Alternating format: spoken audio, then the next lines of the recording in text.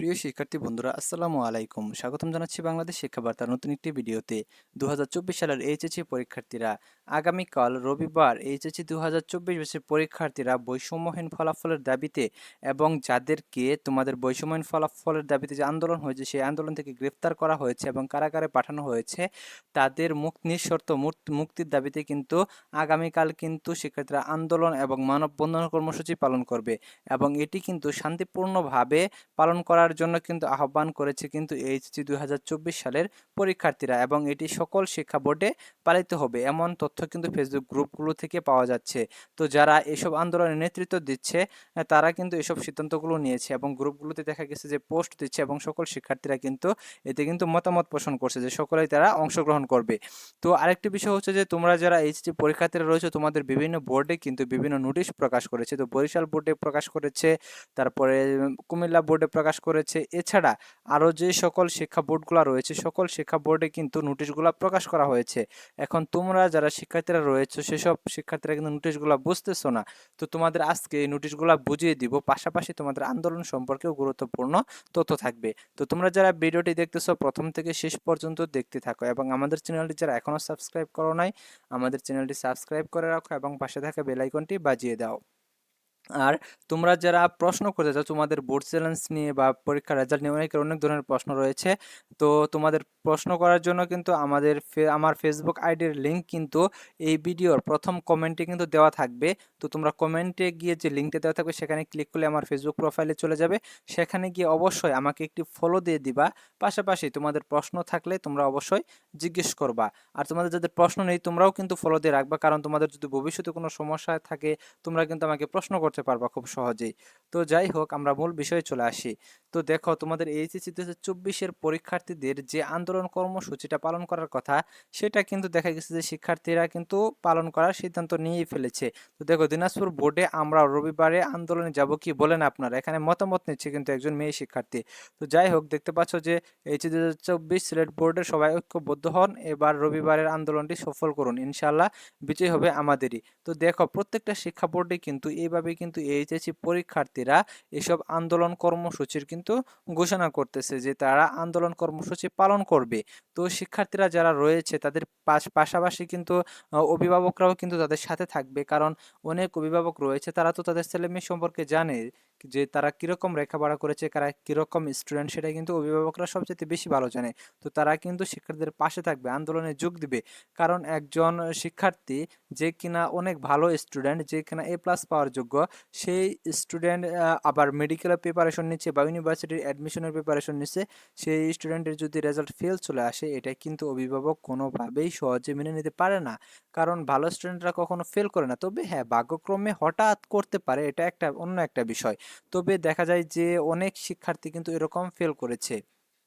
পাশাপাশি তোমরা যারা এইচএসসি 2024 ব্যাচের রয়েছ তোমাদের যে সাবজেক্ট ম্যাপিং করে রেজাল্টটা দেওয়া হয়েছে সেই রেজাল্টেও কিন্তু অনেক প্রকার ভুল ত্রুটি দেখা গেছে এবং এটা কিন্তু মিডিয়াতেও অনেক প্রচার হয়েছে। এবং শিক্ষা বোর্ডের কর্মকর্তারা তোমাদের আন্দোলনকালীন সময়ে তারা যে মতামতগুলো পোষণ করেছে মিডিয়ার কাছে, ইউটিউবারদের কাছে, তো এইসব মতামত থেকে কিন্তু বিশ্লেষণ করে একটা জিনিস বোঝা যায়, তারা কিন্তু বলেছে যে তাদের রেজাল্ট তৈরিতে বা তাদের রেজাল্ট দেখতে যদি কোনো ভুল হয়ে থাকে তাহলে অবশ্যই সেটা তারা সংশোধন করবে। এই জন্য তোমাদের বোর্ড চ্যালেঞ্জের কথা বলেছে। তো তোমরা বোর্ড চ্যালেঞ্জ অনেক শিক্ষার্থী কিন্তু করো নাই। তো ইতিমধ্যে দেখা গেছে যে এইচএসসি পরীক্ষার্থীরা যারা বোর্ড চ্যালেঞ্জ করে নাই তারা কিন্তু অনেক দুশ্চিন্তার মধ্যে রয়েছে। তো তাদের জন্য করণীয় কি, তোমরা কিন্তু তার পরবর্তী ধাপে কিন্তু রেজাল্টটা কিন্তু আবার মূল্যায়ন করে নিতে পারবে। এই জন্য তোমাদের বোর্ডে যেতে হবে, শিক্ষা বোর্ডে গিয়ে কিন্তু তোমাদের সেখানে অ্যাপ্লাই করে আসতে হবে। তো এটা কিন্তু শিক্ষা বোর্ডের এক কর্মকর্তা কিন্তু ভিডিও বার্তায় কিন্তু বলেছিলেন যে শিক্ষার্থীদের বোর্ড চ্যালেঞ্জ করার সুযোগ রয়েছে, তারপরে আবার যদি তাদের সন্তুষ্ট না হয় তাহলে পুনরায় বোর্ডে এসে অ্যাপ্লাই করে তারপরে রেজাল্ট আবার মূল্যায়ন করার কিন্তু শিক্ষার্থীদের সুযোগ রয়েছে। যাতে আন্দোলনের সময় কিন্তু এই কথাটা বলেছিল, শিক্ষার্থীদের আন্দোলন করতে নিষেধ করেছিল শিক্ষা বোর্ডের কর্মকর্তাটি। তো আমার খেয়াল নাই যে কোন শিক্ষা বোর্ড থেকে, সম্ভবত চট্টগ্রাম শিক্ষা বোর্ডের চেয়ারম্যান বলেছিলেন এরকম কথা। তো যাই হোক, এইচএসসি পরীক্ষার্থীরা এখন তোমাদের যে নোটিশগুলো এসেছে শিক্ষা বোর্ডগুলোতে সেটি নিয়ে তোমাদের কথা বলে। তো ঢাকা শিক্ষা বোর্ডে কিন্তু এই সম্পর্কে নোটিশ এখনো আসেনি, তো অন্যান্য শিক্ষা বোর্ডগুলোতে এসেছে। তো দেখো, তোমাদের একটি নোটিশ হচ্ছে যে কুমিল্লা শিক্ষা বোর্ডে যে নোটিশটি এসেছে এটা নিয়ে কিন্তু সারা দেশে দেখা গেছে যে আলোড়ন সৃষ্টি হয়েছে এক রকমের। তো এখানে তোমাদের যদি কোনো অভিযোগ থাকে সেই অভিযোগ দাখিল প্রসঙ্গে কিন্তু নোটিশটি কিন্তু দিয়েছে কুমিল্লা শিক্ষা বোর্ডে।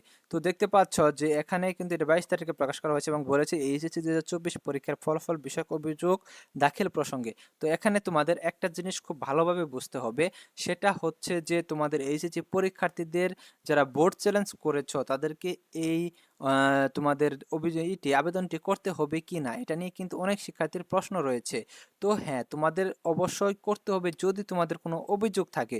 তো তোমরা দেখা গেছে যে ইংরেজিতে ফেল করেছ, তো ইংরেজিতে তোমাদের পাস আসার জন্য বোর্ড চ্যালেঞ্জ করেছ বা খাতা মূল্যায়নের জন্য বোর্ড চ্যালেঞ্জ করেছ, অন্য কোনো সাবজেক্টে তোমাদের কোনো অভিযোগ নেই, এসএসসি থেকে তোমাদের সাবজেক্ট ম্যাপিং করে যে রেজাল্ট এসেছে সেটাও সঠিক, তাহলে তো তোমাদের কোনো অভিযোগ থাকলো না, তাহলে তোমাদের বোর্ড চ্যালেঞ্জ যথেষ্ট, এখানে কিন্তু তোমাদের অভিযোগ করার কোনো প্রয়োজন নেই।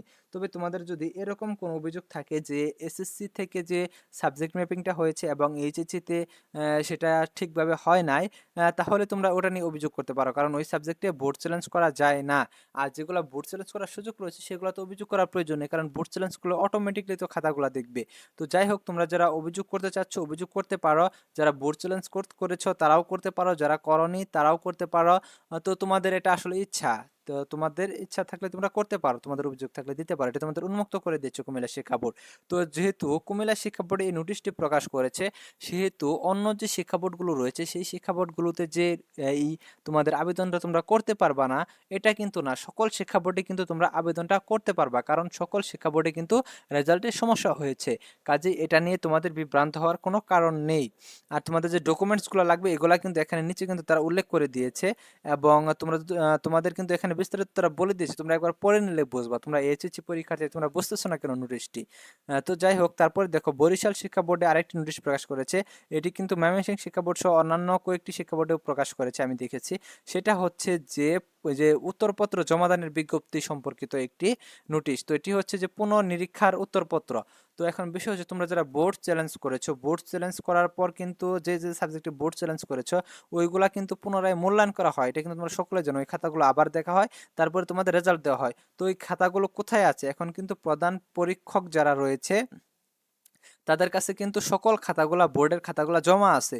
তো তাদের উদ্দেশ্যে কিন্তু এই নোটিশটা দেওয়া হয়েছে, যাতে তারা তোমাদের যে বোর্ড চ্যালেঞ্জগুলো করেছে তাদের এই তথ্যটা কিন্তু শিক্ষা বোর্ডের ওয়েবসাইটে দেওয়া রয়েছে। এই তথ্যগুলা দেখে দেখে যেসব রোল নাম্বার এবং রেজিস্ট্রেশন নাম্বারগুলা বোর্ড চ্যালেঞ্জ করেছে ওইগুলা খাতা আলাদা করে সেটা বোর্ডে জমা দেওয়ার জন্য এই আদেশটা দিয়েছে শিক্ষা বোর্ড। তো এটা কিন্তু দেখা গেছে যে সকল শিক্ষা বোর্ডেই দিয়েছে। তো দেখা গেছে কয়েকটা শিক্ষা বোর্ডে এই নোটিশটি প্রকাশিত হয়েছে। তো তোমরা স্টুডেন্টরা গ্রুপে বলতেছো যে এই নোটিশটিতে কি বলেছে আমরা বুঝিনি। তো এখানে তোমাদের কোনো কাজ নেই, এটা তোমাদের প্রধান পরীক্ষক যিনি রয়েছেন, যার কাছে তোমাদের খাতাগুলো জমা রয়েছে, তাকে উদ্দেশ্য করে কিন্তু এই নোটিশটি দেওয়া হয়েছে। এবং তোমাদের উদ্দেশ্য যেটি দেওয়া হয়েছিল সেটি হচ্ছে যে তোমাদের ওই যে অভিযোগের যে আবেদনটা একটু আগে বললাম ওই বিষয়ে তোমাদের দেওয়া হয়েছে। তো দেখো, তোমাদের এই নোটিশটি কিন্তু ময়মনসিংহ শিক্ষা বোর্ডেও কিন্তু দেওয়া হয়েছে, যে তোমাদের পরীক্ষক যারা রয়েছে তাদের যে খাতাগুলা, তোমাদের যে বোর্ড চ্যালেঞ্জ করেছো সেই খাতাগুলা যাতে শিক্ষা বোর্ডে জমা দেয় তারা, কারণ ওই খাতাগুলো আবার মূল্যায়ন করা হবে, আবার দেখা হবে, পরবর্তীতে আবার রেজাল্ট প্রকাশ করা হবে তোমাদের। তো দেখো এখানে কিন্তু নিচে কিন্তু দেখো লিস্ট দিয়ে দিয়েছে, এখানে রেজিস্ট্রেশন নাম্বার, রোল নাম্বার এবং পরীক্ষকের নামও দিয়ে দিয়েছে যে কোন পরীক্ষকের কাছে এই ইগুলা আছে, খাতাগুলো আছে। তো এগুলা পরীক্ষক খাতাগুলো দেখবেন, দেখে তারপরে কিন্তু তোমাদের খাতাগুলো আলাদা করে শিক্ষা বোর্ডে পাঠিয়ে দেবেন, তখন শিক্ষা বোর্ড সেই খাতাগুলো পুনরায় দেখবে। তো দেখতে পাচ্ছ এখানে রোল নাম্বার কিন্তু বিশাল একটি লিস্ট কিন্তু দেওয়া হয়েছে, এরা কিন্তু সকলে বোর্ড চ্যালেঞ্জ করেছে। এই তথ্যগুলা বের করে তারপর তোমাদের যে প্রধান পরীক্ষক রয়েছেন উনি খাতাগুলো আলাদা করে তারপরে বোর্ডে পাঠিয়ে দেবেন, সেগুলো দেখে তারপরে তোমাদের রেজাল্টটা কিন্তু পুনরায় দেওয়া হবে, তোমরা যারা বোর্ড চ্যালেঞ্জ করেছ। আর যারা বোর্ড চ্যালেঞ্জ করনি তাদের উদ্দেশ্যে তো বললামই যে তোমাদেরকে এখন কাজ করণীয় হচ্ছে তোমরা শিক্ষা বোর্ডে গিয়ে অ্যাপ্লাই করো তোমাদের খাতাটি মূল্যায়ন করার জন্য, কারণ তোমরা ইতিমধ্যে করনি। আর তোমাদের আমি কিন্তু বারবার বলেছিলাম যে তোমরা যারা এইচএসসি পরীক্ষার্থীরা রয়েছ তারা অবশ্যই আন্দোলন করো, আর যাই করো তোমাদের বোর্ড চ্যালেঞ্জটা তোমরা করে ফেলো, সঠিক পদ্ধতিতে তোমরা চলে আসো, কিন্তু তোমরা আসোনি। তবে তোমাদের আন্দোলনটা যদিও যৌক্তিক ছিল তবুও কিন্তু মেনে নেওয়া হয়নি। কিন্তু আসলে এটা আমি ভেবেছিলাম আগেই যে তোমাদের আন্দোলনটা মেনে নেওয়া হবে কিনা সন্দেহ রয়েছে। কাজেই তোমাদের যে সঠিক উপায় যে প্রসেসটা সেটা তোমরা সকলেই করে রাখো। তোমরা অনেকে কথা শুনেছো, অনেকে আমার ভিডিও পাওনি, এজন্য করতে পারোনি, অনেকে ইচ্ছাকৃতভাবে করোনি। যাই হোক, তো তোমাদের সকল সমস্যার সমাধানে কিন্তু আমি সবসময় তোমাদের পাশে আছি, সবসময় তোমাদের পাশে থাকবো। তো তোমরা যারা এখন আমাদের চ্যানেলটি সাবস্ক্রাইব করো নাই, আমাদের চ্যানেলটি সাবস্ক্রাইব করে রাখো এবং পাশে থাকা বেল আইকনটি বাজিয়ে দাও। ধন্যবাদ সকলকে পুরো ভিডিওটি দেখার জন্য।